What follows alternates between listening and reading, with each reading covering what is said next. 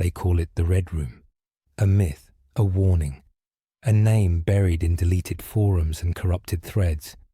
But this file, this one wasn't meant to resurface.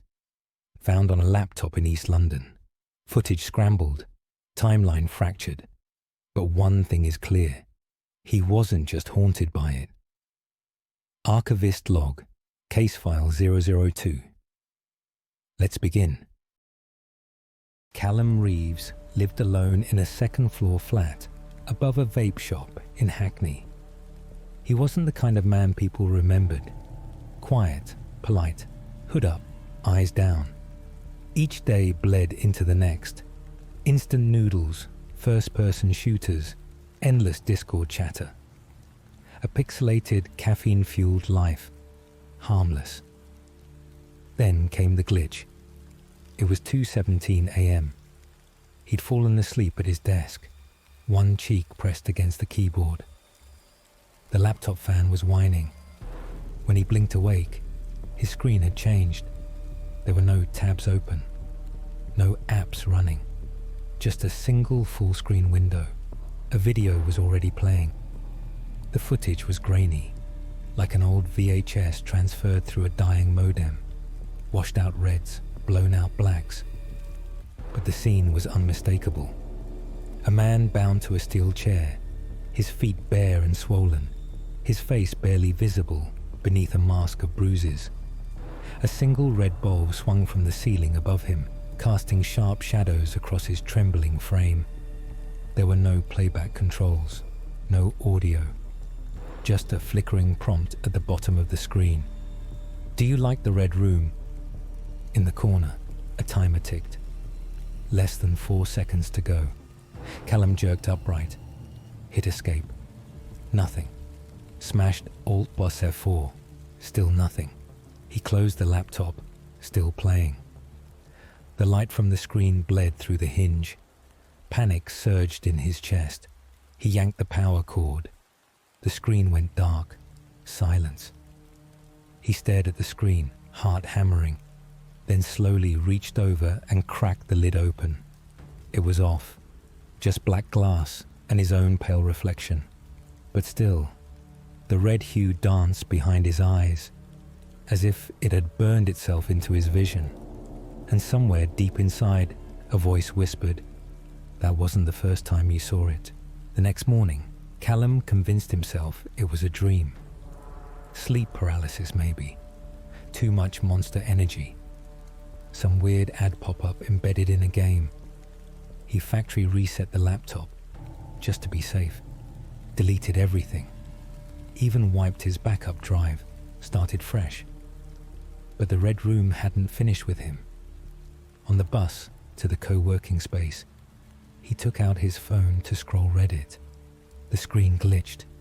Pixel static bloomed, then froze. There it was. That same image. The man in the chair, his eyes now open. Blood trailing down one side of his face. Only this time, the man was looking directly at Callum.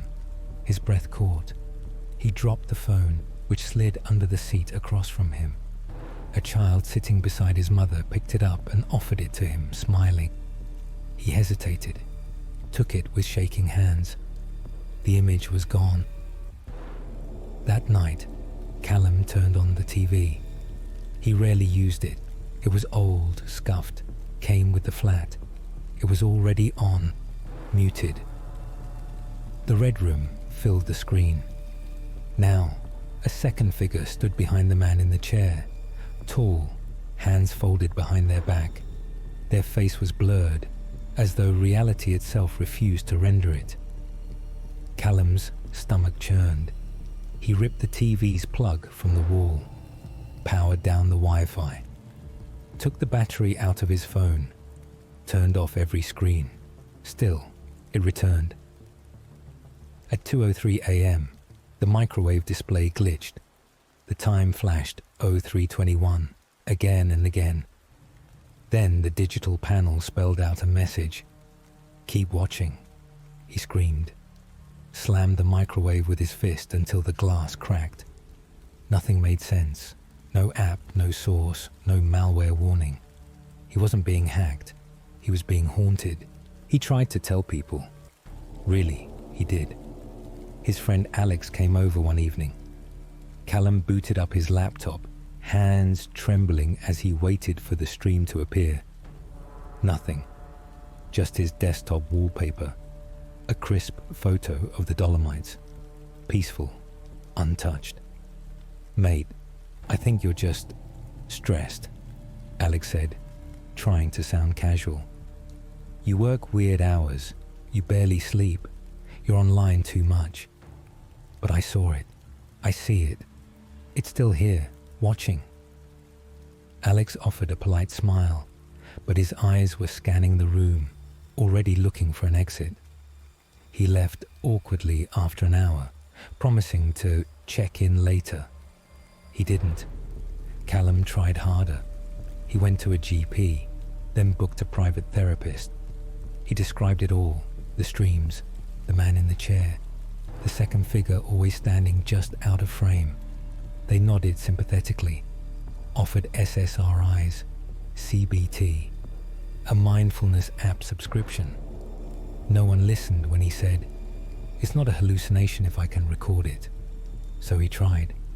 He uploaded a screen grab to a niche tech forum. Nothing graphic, just a blurry frame, the red light swaying, the figure in the chair. A few replies trickled in. Creepypasta LARP. Decent Photoshop. Try nosleep, LOL. But when he checked the thread an hour later, it was gone. His post, his account, every comment, wiped clean. Then his email password stopped working. His bank account reset. His Netflix profile disappeared completely. Even his Spotify playlist was renamed Keep Watching. His life wasn't just being invaded, it was being erased. And the worst part, the red room wasn't just confined to screens anymore. He began seeing it reflected in mirrors, in dark car windows, in puddles after rain.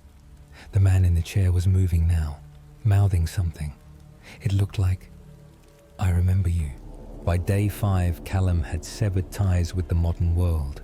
No tech, no lights, no internet. He smashed his router with a hammer and removed the SIM from his phone before microwaving it. He unscrewed every bulb in the flat and duct taped the sockets, afraid they might flicker red in the night. Now, his world existed in the dim glow of candlelight and the oppressive silence of isolation. Still, it came. At night, his toaster glowed faintly red, like an ember refusing to die.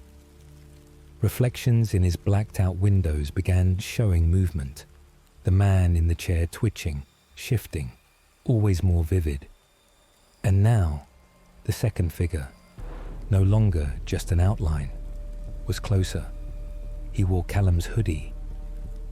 Callum started keeping a journal, scratching frantic messages onto scraps of paper with a ballpoint pen. Dates, times, drawings of the red room.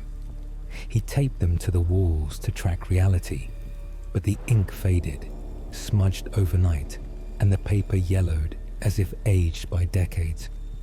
Even the walls seemed to reject his sanity. One night, unable to endure the claustrophobia, he fled the flat barefoot. The cold pavement bit into his feet, but the pain grounded him. He wandered aimlessly until he reached Shoreditch, London's living artery of noise, neon, and movement. For a moment, the chaos distracted him. Music thumped from passing cars. Laughter spilled from pubs. Life was still real out here. Then he passed a vintage electronics shop. 12 retro televisions lined the window, different models, different brands. They all turned red in perfect synchrony. The red room. The man in the chair stared. The second figure slowly raised a hand. Callum dropped to his knees, let out a ragged animal scream. Police found him hours later, curled behind a skip, clothes soaked in urine, whispering into his sleeves, "I was there. I filmed it." It's me. St. Mary's Psychiatric Unit.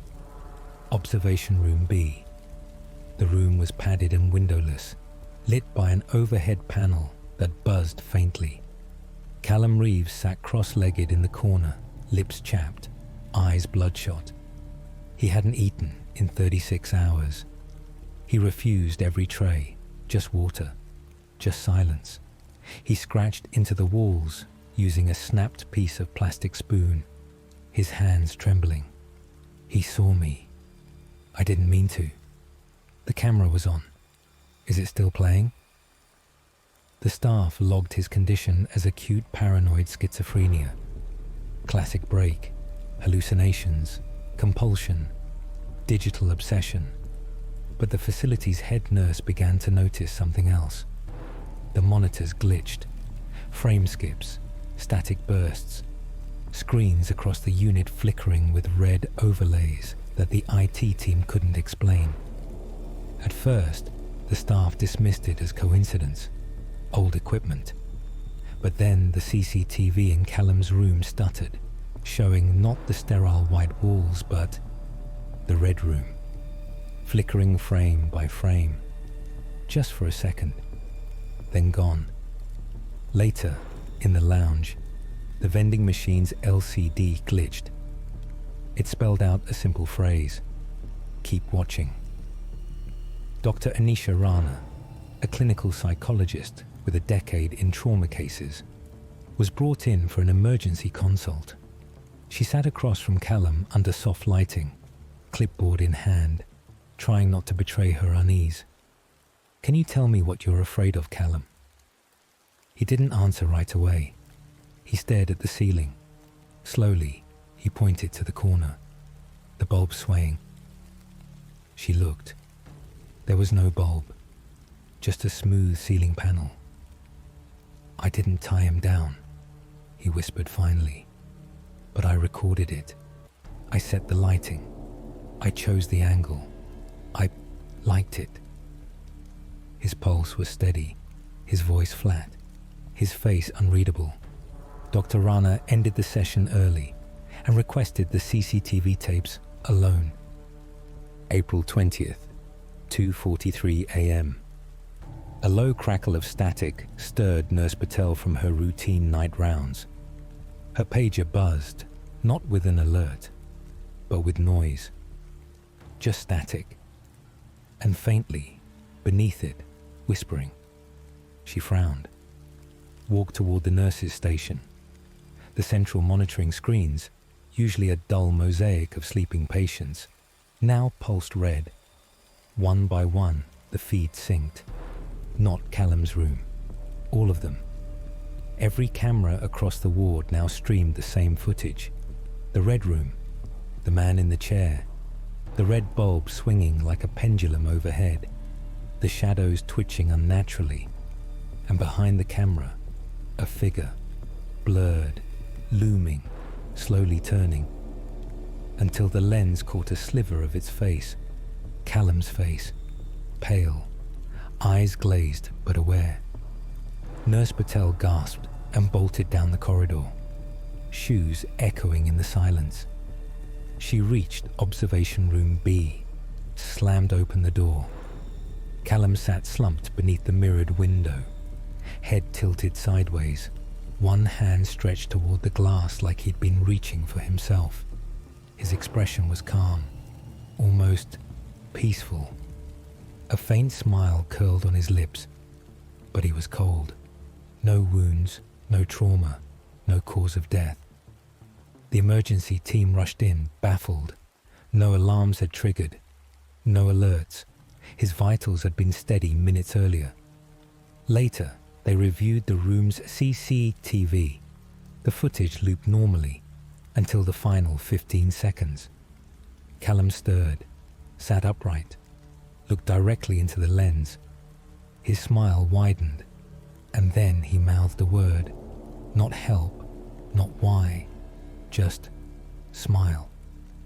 The screen went black, and one final message blinked in corrupted red font on the hospital's central server. Stream ended, file archived. Callum Reeves, 28 years old. No criminal record, no prior violence. But behind a locked door, he streamed his victims on the dark web. The footage, deleted. The room, real. Case file, 002. The Red Room, archived, but not closed.